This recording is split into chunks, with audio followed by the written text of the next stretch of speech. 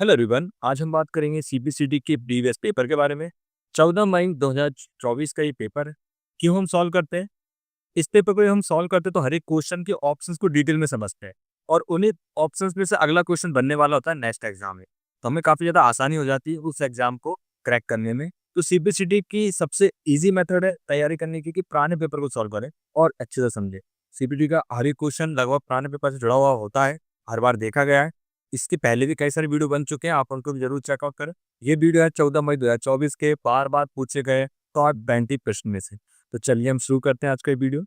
सबसे पहला क्वेश्चन हमारे पास, is the number system that be use on a daily basis based on the 10 digits.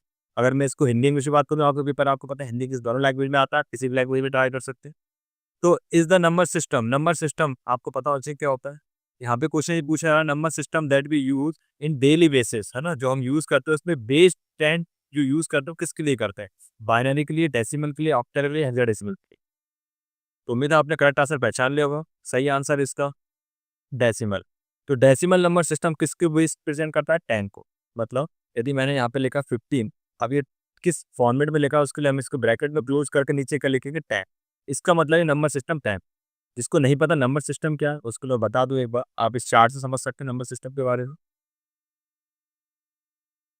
देखिए ये है नंबर सिस्टम। हमारे नंबर सिस्टम डिफाइन किए गए हैं वो टोटल 4 है। एक है बाइनरी नंबर सिस्टम, एक बाइनरी, ऑक्टल, डेसिमल और हेक्साडेसिमल। क्रम से बात करें तो सबसे पहले बाइनरी है, उसके बाद ऑक्टल है, उसके बाद डेसिमल है और उसके बाद आता है आपका हेक्साडेसिमल। ठीक है। बाइनरी नंबर सिस्टम में कितने अंक होते हैं? 2 अंक होते हैं, 0 और 1। यानी अगर आपको कुछ भी लिखना है तो 0 1 में ही लिखना हो। अगर आपको 4 भी लिखना है तो 0 1 में ही लिखा हो। ठीक है, ये 4 लिखा है, 1 0 0, 100 नहीं पढ़ेंगे इसे। 1 0 0 मतलब 4 है। इसके अलावा बाइनरी के बाद दूसरा नंबर सिस्टम उसका नाम है ऑक्टल। इसमें 2 डिजिट होते हैं। ऑक्टल में होते हैं 0 to 7, 7 डिजिट, टोटल 8 डिजिट होते हैं। 0 1 2 3 4 6 7 को मिला के 8 डिजिट होते हैं, 0 to 7। यानी इसमें अगर कुछ भी लिखना है इन्हीं से मिलके बनेगा। मतलब 8 लिखना है ना आपको, तो 8 बनेगा ऐसे, ये 8 है। और 8 के बाद अगर आपको 9 लिखना हो तो ये 9, ये 10 है, ये 11 है। ठीक है, ये 12 है, इस तरीके से, क्योंकि इसमें डिजिट 7 ही होते हैं। उसके बाद ये पहली नंबर का सीरीज से जुड़ना शुरू हो जाते हैं। तो ये हो गया आपकी बेस वैल्यू। आपकी कौन सी हुई? इसकी 2 है बाइनरी की, इसकी बेस वैल्यू कितनी है? 8 है। ऑक्टल में कितने अंक होते हैं? 8। बाइनरी में कितने होते हैं? 2। इसकी बेस वैल्यू 2 हो गई, इसमें 8 अंक होते हैं, इसकी बेस वैल्यू 8 हो। इसका होता है डेसिमल। डेसिमल की बेस वैल्यू कितनी होती है? 10 होती है। अगर आपको याद नहीं होता तो आप ऐसे याद रख सकते हैं, ऑक्टल में 8 आ रहा है ना, ऑक्टल प्रोनाउंसिएशन में कहीं ना कहीं 8 का प्रोनाउंसिएशन हो रहा है, तो आप याद रख सकते हैं ऑक्टल मतलब 8। बाइनरी तो खैर 2 की प्रेजेंट करता है। डेसिमल मतलब 10, है ना, डेसिमल 10 10 डेसिमल, तो डी से 10 10 में, तो आप याद रख सकते हैं इसमें 10 डिजिट होते हैं। हेक्साडेसिमल, हेक्सा में कितने होते हैं? 16 डिजिट्स होते हैं इसके अंदर, तो इसका बेस कितना था? 100। डेसिमल में कौन कौन से अंक होते हैं? 0 to 9। ठीक है, 9 के बाद अब अगला जो लिखना है तो 10, यानी 1 इस 0 से मिलेगा, फिर ये 1 इस 2 से मिलेगा, फिर ये 1 इस 3 से मिलेगा, फिर 4 से, 5 से, 6 से, 7 से, 8 से, 9 से। उसके बाद 1 की सीरीज खत्म हो जाएगी, फिर 2 मिलेगा इस 0 से, 2 मिलेगा इस 1 से और 2 मिलेगा इन सब से। इस तरह से हमारे नंबर काम करते हैं, बिल्कुल इसी प्रकार से। 0 to 7 है, उसके बाद 1 मिलेगा 0 से, फिर 8 बनेगा, फिर 1 मिलेगा 2 से, 3 से, 4 से, 5 से, 6 से, 7 से। उसके बाद 2 मिलेगा इन सब से। इस तरह से सीरीज बनती जाएगी बस इनसे। जैसे इंग्लिश में हम ए और जेड से, यानी ए टू जेड सभी 26 अक्षरों से इंग्लिश का कोई भी शब्द बना लेते हैं, ऐसे नंबरों में हम 0 to 9 से कोई भी नंबर बना लेते हैं। लेकिन हमारे पास 9 ना हो, 7 तक के हो तो भी हम बना सकते हैं, उसे ऑक्टल नंबर सिस्टम बोले। और हमें 9 से ज़्यादा होके, हाँ, उसे बोलते हैं हेक्साडेसिमल। इसमें 9 के बाद क्या आता है? 10, 11, 12, 13, 14, 15, एफ तक होता है। टोटल कितने डिजिट्स हैं? 100। अब एफ के बाद अगर कुछ लिखना हो, ठीक है, 17, तो वो कैसे लिखेंगे? अब बर मिलेगा 0 के साथ, तो ये क्या हो जाएगा यहाँ पे? 17। 17 के बाद ये 18, 19, 20, 21, 22, 23, 24, 25, 26, 27, 28, 29, 30, 31। फिर 32 लिखने के लिए फिर हमें जाना पड़ेगा 20 इस टाइप। तो इससे क्या फ़ायदा मिलता है? इससे ये फ़ायदा मिलता है, अगर आप कैलकुलेशन करते हैं और आपके नंबर्स बड़ी-बड़ी कैलकुलेशन में आ रहे हैं, तो आपकी जो स्क्रीन साइज़ है कैलकुलेटर की या मॉनिटर की, वो फिक्स होती है, उसमें उतने ही नंबर आ सकते हैं। तो हम बहुत छोटा नंबर सिस्टम यूज़ करेंगे, तो आपको बहुत बड़ी डिजिट्स लिखनी पड़ेगी। एग्ज़ाम्पल में, जैसे मैंने लिखा ये 4 लिखा है, लेकिन बाइनरी में कितने अंक ले रहा है? ये 3 अंक ले रहा है। लेकिन नहीं, अगर हम डेसिमल में लिखेंगे तो कितने अंक लेगा? 1 अंक की जगह ले। तो यहाँ पे ये फ़ायदा मिलता है। ऐसे ही हम बड़ी डिजिट्स की बात करें, तो ये वैसे देखें तो 32 लिखा है, लेकिन एक्चुअल में देखें तो 20। ऐसे में मैंने 99 लिखा डेसिमल में, तो वो 2 डिजिट की जगह ले रहा है, ठीक है ना? और जैसे मैंने 15 लिखा, तो ये 15 क्या है? 2 अंक की जगह ले रहा है। और यहाँ पे अगर बोलेंगे 10, 11, 12, 13, 14, 15, तो एफ लिख सकते हैं। एफ का मतलब क्या, 15, तो एक अंक की जगह ले रहा है। तो नंबर उसको छोटा करने के लिए बड़ा नंबर सिस्टम यूज किया जाता है। तो सबसे छोटा नंबर सिस्टम कौन सा है, बाइनरी। उसके बाद है ऑक्टल, फिर उसके बाद डेसिमल और हेक्साडेसिमल। हम जो रियल लाइफ में यूज करते हो कौन सा नंबर सिस्टम है, डेसिमल। तो उम्मीद है आपको नंबर सिस्टम के बारे में बेसिक कंसेप्ट क्लियर हो गया होगा कि नंबर सिस्टम 4 प्रकार के होते हैं और चारों में बेस वैल्यू के होते हैं और चारों में कितने अंक। और इसका मैंने डेडिकेटेड वीडियो बनाया, आप इसको भी चेक कर सकते हैं। अगले क्वेश्चन की तरफ बढ़ते हैं यहाँ पे। Which of the following display program currently running in Windows 10 operating system. यानी कि इसमें से कौन डिस्प्ले करता है कि करंट में कौन सा रनिंग प्रोग्राम चल रहा है विंडोज 10 में। तो वो हम कहाँ देख सकते हैं, मेन्यू बार पे देख सकते हैं, टास्क बार पे देख सकते हैं, टाइटल बार पे देख सकते हैं, या फिर स्टेटस बार। उम्मीद है आपने आंसर कर दिया हो। इसका करेक्ट आंसर है टास्क बार। तो आप टास्क बार पे क्या देख सकते हैं, अपने करंट प्रोग्राम। टास्क बार क्या होता है, तो आप इस डायग्राम को समझिए। देखिए ये आपका डेस्कटॉप होता है जब कंप्यूटर स्टार्ट होता है। इस डेस्कटॉप बोलते हैं इस पूरे को। इस डेस्कटॉप पे क्या होते हैं, कुछ आइकन्स होते हैं, यानी डेस्कटॉप आइकन्स बोलते हैं, जैसे कि आप पढ़ पा रहे हैं यहाँ पे। इसके अलावा नीचे जो होता है ना, इस पट्टी को हम क्या बोलते हैं, टास्क बार। क्या बोलते हैं, टास्क बार। इस पूरी पट्टी को हम क्या बोलते हैं, टास्क बार बोलते हैं। ठीक है, इस पूरी पट्टी को हम क्या बोलते हैं, टास्क बार। और इस टास्क बार में हमें पता चलता है कि अभी करंट में कौन सा प्रोग्राम चल रहा था। यहाँ पे यही पूछा, करंटली प्रोग्राम चलता है वो कहाँ दिखता है, तो आंसर है टास्क बार। मेन्यू बार क्या होता है, इसको तो मेन्यू होता है ना, कौन से मेन्यू होते हैं, file menu, edit menu, view menu, notepad WordPad हमने यूज किया है। टाइटल बार क्या होता है, जब हम कोई विंडो खोलते हैं तो उसके ऊपर जो नाम आता है, फाइल सेव कर दी, सेव करने वाले नाम का आता है, ऊपर ही तो आता है XYZ, तो वो क्या है, टाइटल बार। स्टेटस बार क्या होता है, जब हम कोई विंडो खोलते हैं ना तो उसके नीचे वाली पट्टी जो होती है उसे स्टेटस बार बोलते हैं। अगर आपको प्रैक्टिकली में देखा हूँ तो यहाँ पे नोटपैड ओपन करके दिखाते हैं ताकि आपको दिक्कत ना आए। अगली बार क्वेश्चन हो सकता है स्टेटस बार से आ जाए। तो देखिए नोटपैड मैंने ओपन किया, तो ये ऊपर जो देख रहा है, मैं इन सब क्लोज कर देता। देखिए ये जो दिख रहा है सामने आपको, इसे हम बोलते हैं टाइटल बार, ऊपर की पट्टी। और इसमें नीचे दिख रहा है आपको, ये लाइन दिख रही है जो मुझे बताते हैं ना किस लाइन को किस कॉलम नंबर को, तो इस नीचे वाली पट्टी को हम बोलते हैं स्टेटस बार। और इसी विंडो पे अगर मैं छोटा कर लूँ इसे और इसमें कुछ लिख दूँ, तो इसके बाद हमें यहाँ पे जो मिलता है इसे बोलते हैं स्क्रॉल बार। क्लियर। और ये होते हैं हमारे मेन्यू बार, फाइल एडिट की। क्लोज करते हैं इसे। और इसके अलावा इसी टास्क बार में सर्च बॉक्स होता है, इसी टास्क बार में एक स्टार्ट बटन भी होता है, और इसी टास्क बार में यहाँ पे इसे क्या बोलते हैं, नोटिफिकेशन एरिया। नोटिफिकेशन एरिया बोलते हैं, क्यों बोलते हैं, क्योंकि मोबाइल में जैसे कोई मैसेज आता है, ऐसे कंप्यूटर पे जब भी कोई मैसेज आता है तो वो कहाँ दिखाई देगा, यहाँ पे। जैसे इंटरनेट कनेक्ट है या नहीं, या फिर आपका डेटा टाइम आपको देखना हो, कुछ भी मैसेज आएगा वो सबका दिखेगा इस एरिया में, इसे नोटिफिकेशन एरिया। ये सिस्टम ट्रे होती, जो ऐप्स करंटली यूज नहीं हो रही है उसको इस ट्रे में रख दिया जाता है। आप अंदर से भी देख सकते हो और इस ट्रे से बाहर निकाल के जरूर रख सकते हो। तो इसका सही आंसर क्या है, आपके करंटली प्रोग्राम ही देखते हो कहाँ दिखते हैं, टास्क बार में। अगला क्वेश्चन हमारे पास, which of the following is not a unit of memory in computers. यानी इनमें से कौन सा यूनिट नहीं है मेमोरी का कंप्यूटर के अंतर्गत। तो MB, GB, NB और बाइट। तो मेमोरी यूनिट्स आपने पढ़े होंगे, तो करेक्ट आंसर इसका क्या है, जी हाँ, नाटो टाइप। नाटो टाइप करके कोई भी मेमोरी यूनिट्स नहीं होती। यूनिट क्या होती है, मेमोरी को जिसमें नापा जाता है उसे यूनिट बोलते हैं। किसी भी चीज़ को जिसमें नापते उसे यूनिट बोलते हैं। मेमोरी को जिस यूनिट में नापा जाता है वो यूनिट्स ही होती है। कौन कौन सी होती है, तो लिस्ट से आप समझ पाएंगे। बिट होती है, ठीक है, नेवल होती है, बाइट होती है, किलोबाइट, मेगाबाइट, इस तरह से काफ़ी ज़्यादा लिस्ट हमारे सामने देखने को मिल रही है। ठीक है, क्यूब बाइट तक यहाँ पे इंट्रोड्यूस किया गया है। तो यहाँ पे अगर आप यहाँ से देखें तो पहली बिट में कितने डिजिट्स होते हैं, 0 1। यानी जो मेमोरी 2 अंक को सेव कर ले, इस मेमोरी को हम बोलते हैं 1 बिट की स्टोरेज। लेकिन अगर वो 1 बिट से ज़्यादा रख ले, 4 बिट तक, तो इसे बोलते हैं 1 नेवर। यानी यहाँ पे हम 4 इस तरह के, और ये इस पूरे को, इसमें 1 2 3 4 5 8 डिजिट्स आ रहा है, तो इसको क्या बोलेंगे हम, एक नेवर। क्योंकि 1 बिट में होते हैं 2 अंक, तो 4 बिट में कितने अंक हो गए, 8 अंक। तो 8 अंक से क्या बनेगा, एक नेवर। तो 4 बिट से क्या बनेगा, एक नेवर, क्योंकि 1 बिट में 2 अंक होते हैं। एक बाइट में कितने अंक होते हैं, 8 बिट्स। यानी जब हम 8 बिट्स मिला दें तो क्या बन जाएगा, एक बाइट। या फिर हम ऐसा ही बोल सकते हैं, 2 नेवल मिला दें, क्या मिला दें, 2 नेवल, तो क्या बन जाएगा, एक बाइट में। उसके बाद कहानी सिंपल है, 10 से 24 से मल्टीप्लाई करते आना है आप। तो 1 KB में 10 से 24 बाइट्स होते हैं। फिर 1 MB में 10 से 24 KB होते हैं। फिर 10 से 24 MB से 1 GB बनता है, 10 से 24 GB से 1 TB बनता है। इस तरह से आप देख पाओगे। और अगर आपको पावर्स में लिखना हो, बाइट्स में लिखना हो, तो कैसे लिखेंगे, ऐसे। जरूर नहीं आपसे यही पूछा जाए क्या, कि ये बताइए 1 MB में कितने GB होते हैं, 1 GB में कितने MB होते हैं। ये तो आप बोल देंगे 1 GB में 1024 MB हो। लेकिन आपसे उन्होंने पूछ लिया कि 1 GB में कितने बाइट्स होते हैं। तो यहाँ पे कैलकुलेशन बहुत बड़ी हो जाएगी, तब उस केस में आप आंसर कर सकते हैं 2 की पावर 30 बाइट्स होते हैं। ठीक है, तो आप बाइट्स में अगर पूछे तो ऐसे कर सकते हैं, और इसी के आसपास पूछे जैसे कि 1 किलोग्राम में कितने ग्राम होते हैं, तो आपको 1000 ग्राम होते हैं। अगर कोई यहाँ से पूछे 1 किलोग्राम में कितने मिलीग्राम होते हैं, तब थोड़ी कैलकुलेशन आपको ज़्यादा करनी पड़ेगी। तो बिल्कुल वैसे ही है, आप कहीं से भी कुछ भी आंसर कर पाएँ, कैलकुलेशन करना सिंपल होता है, मल्टीप्लाई करना होता है बस। अगर हम छोटे से बड़े की तरफ जा रहे हैं, ठीक है, छोटे से जैसे मान लो आपके पास किसी ने पूछा कि 5000 MB लिखा है, अब इसका बताओ जीबी कितना हो, तो फिर आप कैसे करेंगे? तो इसका सिंपल आंसर होने वाला है, चूँकि आप बड़े से छोटे में जा रहे हैं, तो आपको क्या करना पड़ेगा, यहाँ पे 10 से 24 का भाग करना पड़ेगा इसे। राउंड फिगर में अगर मैं इसको 1000 मान लूँ, तो लगभग ये कितना हो जाएगा, 5 जी।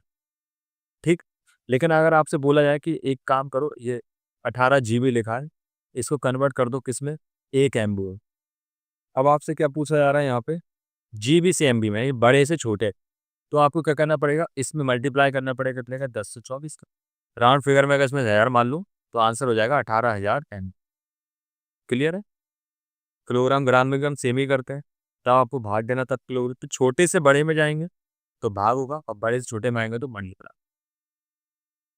अगले क्वेश्चन तरफ बढ़ते हैं हमारे पास। Which of the following not a type of RAM, इनमें से कौन सा टाइप नहीं है रैम का। रैम के कई सारे टाइप्स होते हैं, इनमें से ये टाइप नहीं है। कौन सा टाइप नहीं? S RAM, prime RAM, DDR RAM या HDR। तो हाँ, इसका करेक्ट आंसर आपने सही सोचा है। प्राइम रैम करके कुछ भी नहीं होता है, तो ये इसका करेक्ट आंसर नहीं है। तो सही आंसर हम देखें टाइप्स में तो कौन कौन सा है, रैम इसका टाइप होता है, DDR होता है, HDR। प्राइम रैम इसका टाइप नहीं होता है। तो करेक्ट आंसर हमारे पास क्या है, प्राइम रैम। रैम के बारे में अगर डिटेल में समझें तो रैम क्या होती है, सरल शब्दों में बोले तो कंप्यूटर की आंखें होती है ना। कंप्यूटर स्क्रीन पर जो भी दिखाई देता है ना, स्क्रीन पर जो भी दिख रहा है वो सब कहाँ से दिखाई देता है, रैम से। अगर रैम ना हो ना, स्क्रीन पे कुछ नहीं दिखेगा। और रैम में डेटा कहाँ से आता है, सिंपल है, हार्ड डिस्क से डेटा आता है। हार्ड डिस्क से आता है, रोम से आता है, किसी भी डिवाइस से डेटा कहाँ पे आता है, रैम पे ही आता है। रैम से आने के बाद ही हमें दिखता है। और रैम में डेटा कब तक रहता है, अब तक कि पावर ऑन है, पावर ऑफ होते ही रैम पर डेटा चला जाता है। अंतर की बात करें हम, इन सब में क्या क्या अंतर होगा, तो ये छोटी सी टेबल से आप समझ सकते हैं। एस रैम जो होती है, इसका मतलब होता है स्टैटिक रैम। स्टैटिक रैम कैसी रैम होती है, सबसे तेज रैम होती है, ये सबसे महंगी रैम होती है। और ये किस में यूज होती है, कैश मेमोरी में। ये कैश मेमोरी क्या होती है, CPU के पास में मेमोरी होती है, ये CPU को डेटा ट्रांसफर करने का काम करती है कि CPU को जो इंस्ट्रक्शन चाहिए, जो कमांड्स इनपुट के रूप में चाहिए, वो कहाँ से होती है, कैश मेमोरी। और ये एस रैम का ही टाइप है। ठीक है, उदाहरण दिया है यहाँ पे, जैसे कि एक नोट पैड है जो बार बार लिखने के लिए तुरंत है। ये तो बस एग्जाम्पल ऐसे ही, आप इसको वैल्यू से रिलेट ना करें, ये बस सरल शब्दों में समझाने के लिए, इसे छोड़ भी सकते हैं। जैसे कि नोट पैड हमने खोला, उस पर आप कभी भी कुछ भी लिख सकते हैं, तुरंत ही वो तैयार है काम करने के लिए। ऐसी कैश मेमोरी हमेशा तैयार होती है, जिससे सबसे तेज और सबसे महंगी मेमोरी बोलते हैं। तो ये किस लिए होती है, CPU के लिए होती है पर्टिकुलरली। डी रैम का मतलब होता है डायनेमिक रैम। ये रैम थोड़ी सी धीमी होती है, सस्ती भी होती है, लेकिन ये मुख्य मेमोरी होती है। आपकी जो रैम होती है ना, वो डी रैम ही होती है, जो अपन नॉर्मली यूज़ करते हैं आपके computer. 4 GB RAM, 8 GB RAM, वो डी रैम के टाइप। पानी का गिलास जैसे बार बार भरना पड़ता है, क्योंकि ये रैम ऐसी होती है, इसमें डेटा खाली हो जाता है, फिर भर दो, फिर खाली हो जाता है, फिर भर दो। अभी मैं स्क्रीन पे जो भी कर रहा हूँ ना, ये सब भी रैम पर ही चल रहा है, डायनेमिक रैम पे। जैसे ऑफ होगा ये खाली हो जाएगी, फिर से भर दे। तो ये सस्ती होती है, धीमी होती है। और ये लेकिन मेन मेमोरी होती है, याद रखें। इसका होता है synchronous dynamic RAM. Synchronous D RAM क्या होती है, ये मॉडर्न कंप्यूटर में यूज होती है। इसकी गति तेज होती है डी रैम से। ठीक है, इतनी तेज नहीं होती, लेकिन उतनी तेज होती है। मध्यम ही है, ना महंगी है ना ज़्यादा सस्ती। यानी कि इसमें कौन से डेटा होता है जिसको शेड्यूल किया जाता है। उदाहरण के लिए जैसे ट्रेन जो शेड्यूल अनुसार चलती है, ऐसे इसमें जो डेटा होता है वो कैसे रखा जाता है, शेड्यूल के अनुसार। सिंक्रोनस डायनेमिक रैम इसे बोला जाता है। और लास्ट में हमारे पास DDR RAM, double data rate जिसका फुल फॉर्म है। सबसे तेज होती है, उचित होती है, और जितनी अभी आधुनिक डिवाइस आते हैं इन सब में इसी का यूज़ किया जाता है, जिसे हम बोलते हैं DDR1, DDR2, DDR3, DDR4 RAM. ठीक है, डबल डेटा रेट से इस पर ट्रांसफर होती है। तो इसका काम क्या होता है, डेटा को ट्रांसफर करना एक समय पे 2 साथ। जैसे कि लिखा ना, एक कुरियर बॉय जो एक बार में 2 जगह पैकेट डिलीवर करता है, ऐसे ये मेमोरी क्या करती है, एक बार में मल्टीपल टाइम पे डेटा डिलीवर कर सकते हैं। डिपेंड करता है DDR1 है, DDR2 है, DDR3 है, DDR4 है, इस तरीके से। तो मेरा आपको रैम के बारे में समझ में आ गया होगा, रैम के टाइप्स हमने कवर किए, उनमें डिफरेंस क्या क्या होता है वो देखें। अगले क्वेश्चन तरफ बढ़ते हैं, हमारे पास है which keyboard shortcut you use to delete text to the beginning of the word in open office writer. यानी कि यहाँ पे ओपन ऑफिस राइटर में, ऑफिस राइटर में कोई भी वर्ड अगर आपको हटाना है, डिलीट करना है बिगनिंग में, तो आप किस शॉर्टकट की का यूज़ करते हैं। ठीक है, तो बैक स्पेस का, कंट्रोल अल्ट बैक स्पेस का, कंट्रोल बैक स्पेस का, शिफ्ट बैक स्पेस। तो करेक्ट आंसर इसका क्या है? करेक्ट आंसर है कंट्रोल प्लस बैक स्पेस। इससे क्या कर सकते हैं आप? कोई भी टेक्स्ट या बेनी नॉट डिलीट कर सकते हैं। ओपन ऑफिस किसको नहीं पता बता दूं, एमएस ऑफिस होता है जैसे, ऐसे ही एक ओपन ऑफिस होता है, ठीक है, सेम ही काम करता है, इसमें भी वर्ड एक्सेल पावरपॉइंट होते हैं, बट अंतर इतना ये एमएस ऑफिस कैसा होता है, प्रोप्राइटरी सॉफ्टवेयर, मतलब पेड होता है। ओपन ऑफिस जो है ना, ओपन सोर्स है, मतलब फ्री है, आप इसको फ्री में यूज कर सकते हो। गवर्नमेंट ऑफिस में सबसे ज्यादा ओपन ऑफिस देखने को हमें मिलता है, और सीपीटी एग्जाम में भी ओपन ऑफिस से क्वेश्चन कई बार पूछे जाते हैं। अगला क्वेश्चन है, इज ए वोलाटाइल मेमोरी, यानी कि कौन सी मेमोरी क्या होती है, वोलाटाइल होती है। रैम होती है, रोम होती है, ईपी रोम होती है, या ईपी रोम होती है। तो देखिए वोलाटाइल का मतलब क्या होता है और इसका सही आंसर क्या है। तो सही आंसर आपने गैस कर लिया होगा, जी हाँ, सही आंसर कौन सा है, रैम है। रैम कैसी मेमोरी है, वोलाटाइल। एक होती है नॉन वोलाटाइल, तो ये सभी मेमोरी नॉन वोलाटाइल होती है, लेकिन रैम जो होती है वो कैसी मेमोरी है, वोलाटाइल। वोलाटाइल क्यों है? क्योंकि इसके अंदर डेटा बदल जाता है, हट जाता है, यानी कि इसे हम बोल सकते हैं एक तरह से अस्थायी। मैंने ये समझाया आपको। रैम में डेटा जब तक होता है तब तक की पावर ऑन है, पावर ऑफ होते ही क्या होता है, पूरा डेटा ये खो देती है, जीरो हो जाना। और जैसे कंप्यूटर ऑन होता है तो डाटा फिर से रैम में आ जाता है और स्क्रीन पे दिखाई देता है। फिर हम जो भी काम करते हैं वो सब किस पे चलता है, रैम। और जैसे हम क्लोज करते हैं उस एप्लीकेशन को, रैम से डेटा हट जाता है। एग्जाम्पल मान लो आप पेंटिंग कर रहे हैं और आपने एक बढ़िया सी पेंटिंग बनाई, बन गई पेंटिंग, आपने इसे फाइल में आके सेव पे क्लिक किया। तो जब तक आपने सेव पे क्लिक नहीं किया था तब तक ये कहाँ सेव थी, रैम पर। जैसे ही आपने सेव पे क्लिक किया, ये फाइल कहाँ सेव हो गई, आपकी हार्ड डिस्क। उसके बाद आपने इसको बंद कर दिया तो रैम से चला गया, लेकिन हार्ड डिस्क में अभी भी सेव है। अगले दिन आए, आपने पेंट ओपन किया, उस इमेज को ओपन किया, हार्ड डिस्क से डेटा वापस कहाँ पे जाएगा, रैम। और दूसरा, आपने कोई वीडियो प्ले किया, वीडियो कहाँ था, हार्ड डिस्क में, जैसे ही प्ले किया तो कहाँ आ गया, रैम पर। अब जो वीडियो चल रहा है वो किस पे चल रहा है, रैम पर। और जैसे आपने वीडियो को क्लोज किया तो रैम से वो हट गया। क्लियर है आपको? अगला ऑप्शन है हमारे पास, which of the following function convert text to number in a local independent manner in Microsoft Excel 2019। यानी इनमें से कौन सा फंक्शन कन्वर्ट करता है टेक्स्ट को नंबर में लोकल इंडिपेंडेंट मैनर में माइक्रोसॉफ्ट एक्सेल 2019। तो यहाँ पे आपको फंक्शन पूछा जा रहा है, कौन सा फंक्शन इसमें यूज किया जाएगा। उसका करेक्ट आंसर कौन सा है, वो आप देख पा रहे हैं, नंबर वैल्यू। नंबर वैल्यू की मदद से हम क्या कर सकते हैं, कन्वर्ट कर सकते हैं हम इसको, किसी भी टेक्स्ट नंबर को किस में कन्वर्ट कर सकते हैं, local independent manner in Microsoft Excel. Clear है? ये बस ये नंबर फंक्शन है, इससे ज्यादा कुछ नहीं करना। अगला ऑप्शन पर, as a input device that allow user to input data into computer system by speaking to it is known as. यानी कि हम जब बोल के इनपुट देते हैं, ठीक है, allow user to input data into computer system by speaking, बोलकर इनपुट देने के लिए कौन सा उपकरण यूज किया जाता है, माइक्रोफोन, माउस, प्रोजेक्टर या स्कैन। तो आपने आंसर कर लिया होगा, सही आंसर क्या है इसका, जी हाँ, माइक्रोफोन। आप बोल के जो इनपुट देते हो किसकी मदद से दे पाते हैं, माइक्रोफोन। अभी मैं आपको समझा रहा हूँ कि मेरे पास भी एक माइक है जिसकी मदद से मैं बोल पा रहा हूँ और इनपुट दे पा रहा हूँ। माउस से तो एक पॉइंटिंग उपकरण है जिससे हम पॉइंट करके देते हैं इनपुट। प्रोजेक्टर तो आउटपुट डिवाइस है जिसमें हमें रिजल्ट दिखाई देता है, और स्कैनर एक इनपुट डिवाइस है जो छवियों को इमेजेस के रूप में हम कंप्यूटर को देते हैं स्कैन कर। तो सही आंसर क्या है, माइक्रोफोन। अगला ऑप्शन हमारे पास, which of the following device translate computer information into pictorial form on paper. इनमें से कौन सी डिवाइस है जो ट्रांसलेट करती है कंप्यूटर की जानकारी को पिक्टोरियल फॉर्म यानी चित्रात्मक रूप से पेपर पे प्रेजेंट कर, कि लाइट पेन, कीबोर्ड, प्लॉटर या टच पेन। ठीक है, कुछ स्टूडेंट कंफ्यूज होगा वो, पर इसका करेक्ट आंसर आपने पूछ भी लिया होगा, जी हाँ, प्लॉटर जो है वो सही आंसर है। ये क्या है, एक तरह का प्रिंटर का टाइप्स है, प्रिंटर के कई सारे टाइप्स होते हैं, उनमें से एक टाइप प्लॉटर। कैसा दिखाई देता है प्लॉटर, कुछ ऐसा दिखाई देता है, आप देख पा रहे हैं, ये प्लॉटर है हमारे सामने, एक बड़ा सा प्रिंटर जिसपे बड़े फ्लैक्स पर प्रिंट किए जाते हैं। तो ये क्या करता है, जो भी कंप्यूटर इन्फॉर्मेशन होती है उसको पिक्चर के रूप में, इमेज के रूप में प्रिंट कर देता है। ठीक है, प्लॉटर प्रिंटर बोलते हैं इसको। लाइट पेन क्या होता है, अभी जो मैं लिख रहा हूँ ना, ये मैं लाइट पेन की मदद से लिख पा रहा हूँ, इसे हम लाइट पेन बोलते हैं, कुछ ऐसा दिखाई देता है। ठीक, आपके पास अगर एक डिजिटल बोर्ड है तो आप वहाँ पे भी समझाते हैं तो पेन होता है, उसे लाइट पेन बोलते हैं, ये भी इनपुट देने के काम में आता है।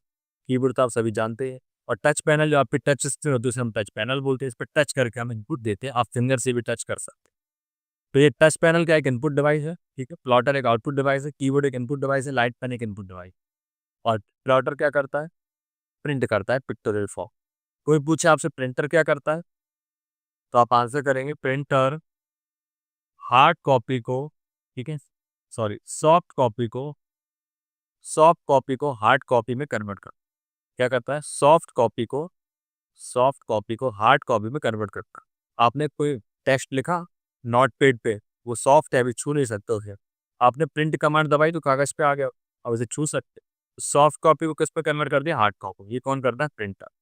स्कैनर क्या करता है, स्कैनर उल्टा करता है। आपके पास कोई मार्कशीट है, आपने स्कैनर पर रखी और स्कैन की, तो वो हार्ड कॉपी से कंप्यूटर में अंदर आ जाएगी सॉफ्ट कॉपी। तो स्कैनर क्या करता है, हार्ड कॉपी को सॉफ्ट कॉपी में बदलता है, और प्रिंटर सॉफ्ट कॉपी को हार्ड कॉपी।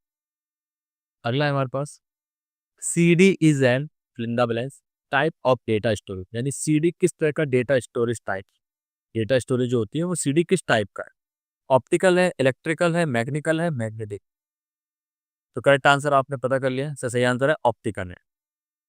तो सीडी क्या होती है, कॉम्पैक्ट डिस्क होती है, इसका फुल फॉर्म कॉम्पैक्ट डिस्क होता है, जिसमें ऑप्टिकल रूप से डेटा स्टोरेज होता है।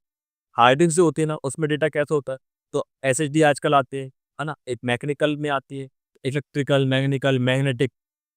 स्टोरेज की डिवाइसेस के टाइप्स होते हैं, सीडी किस तरह के टाइप है हमारे पास, ऑप्टिकल, ठीक है। डीवीडी भी हमें ऐसी ही मिलती है, वो भी एक ऑप्टिकल है। इसका फुल फॉर्म क्या होता है डीवीडी का, डिजिटल वर्सेटाइल डिस्क। हर बार पूछा जाता है फुल फॉर्म, इसलिए मैंने यहाँ पे शामिल किया है। तो डीवीडी का फुल फॉर्म आप बिल्कुल याद रखें, और सीडी का फुल फॉर्म है कॉम्पैक्ट डिस्क, ठीक है, कॉम्पैक्ट डिस्क सीडी का फुल फॉर्म।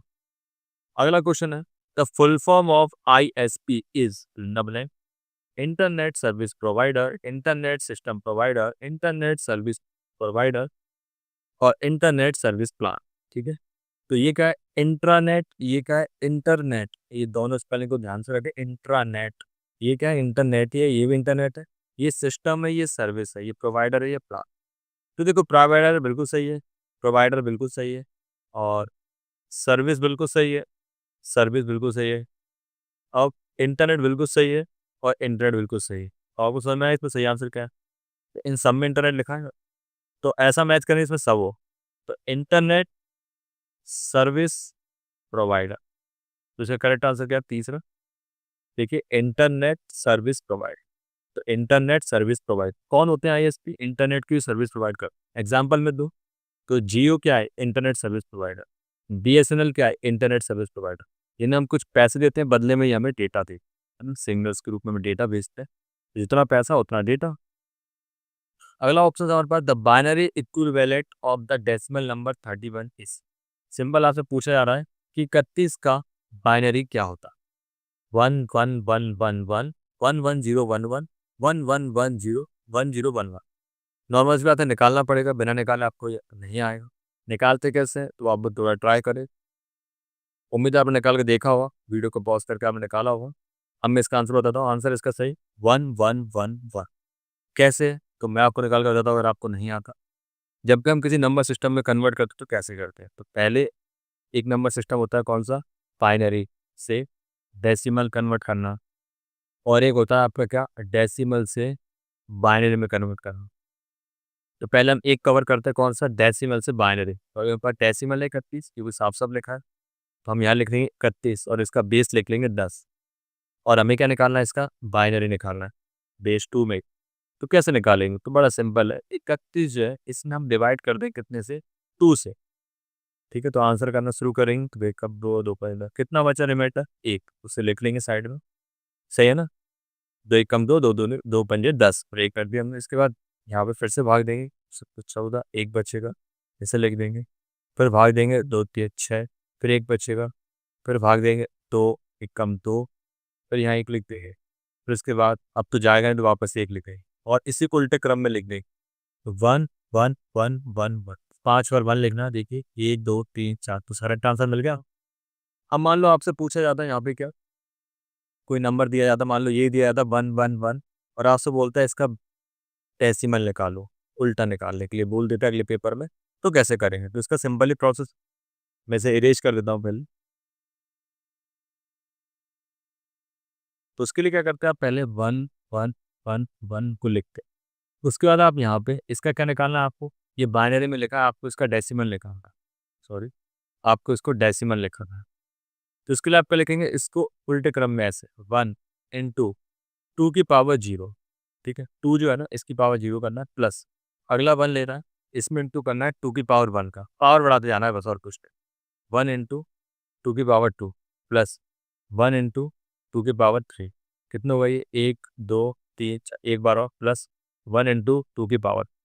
इसको सॉल्व करेंगे तो इसका आंसर क्या आएगा 1, प्लस इसको सॉल्व करेंगे आंसर क्या आएगा 2, प्लस इसको सॉल्व करेंगे ऐसे इन सबको सॉल्व कर, ठीक है। 4 प्लस 2 हार्ट प्लस 2 4 4 16, ठीक है। 16 दूनी ये होगा 16 और अब इनको जोड़ लेंगे तो 16 और 4 कितना होगा 20 और 8 28, 28 से 29 30 और 1 31। तो देखो ये निकल के आ गया इसका क्या डेसिमल। इस तरह से आप निकाल सकते हैं binary decimal, decimal to binary.